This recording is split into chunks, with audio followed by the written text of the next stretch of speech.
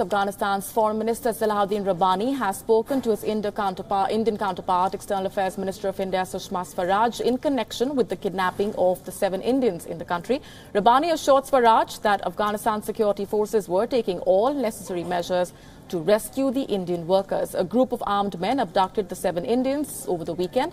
Local Afghanistan officials claim that the Indians were kidnapped in the northern Baghlan province. They were working for a power company called KEC and were reportedly kidnapped along with an Afghanistan colleague from Pole Khomri in the Baghlan province. Harsh Goenka, the chairman of the RPG Enterprises, which owns KEC, has issued a statement. He tweeted, and I'm quoting, "Request Minister Shushma Swaraj and the Ministry of External Affairs to help rescue 7 of our managers from the kidnapping in Afghanistan."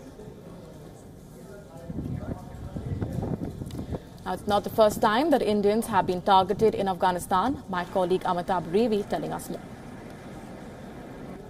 Indians have often been in the crosshairs in Afghanistan. Indians have been targeted before, as have Indian assets. Some of the incidents that have taken place in the recent past include the kidnapping of an Indian woman who worked for an NGO, the Afghan Foundation.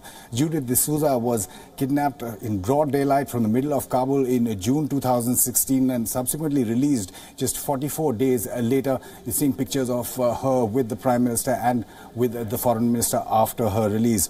One of the other attacks that targeted Indians was in 2015, where a guest house was attacked. This is a guest house that we've all traveled to and lived in before, and 4 Indians who worked for ministries in Afghanistan or other development projects were killed in that attack. An attacker got in with a gun during a musical performance and then went room to room and killed, among others, 4 Indians.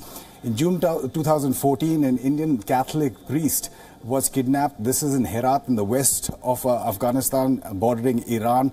And Father Alexis Prem Kumar was released over a year later in 2015. Again, pictures of him after his release with the Prime Minister and the Foreign Minister. In 2010, there were 2 guest houses in Kabul that were attacked and 6 Indians were killed, including 2 unarmed army majors. They were doctors there. There were another 5 Indians from the army who were injured in that attack. They were all unarmed. They were providing medical assistance and training to Afghanistan and the various hospitals there.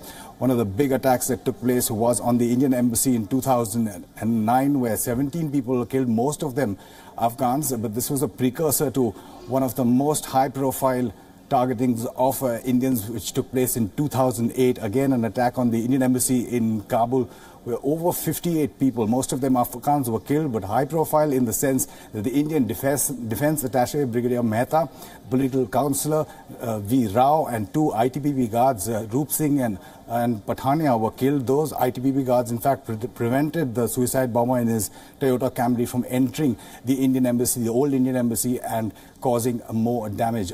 Most of these attacks were blamed by intelligence, the US intelligence and Afghan intelligence, to the Haqqani network that is based in Pakistan. In 2003, the Indian ambassador there at that point of time, Vivek Arju, was responsible in getting 2 kidnapped engineers released.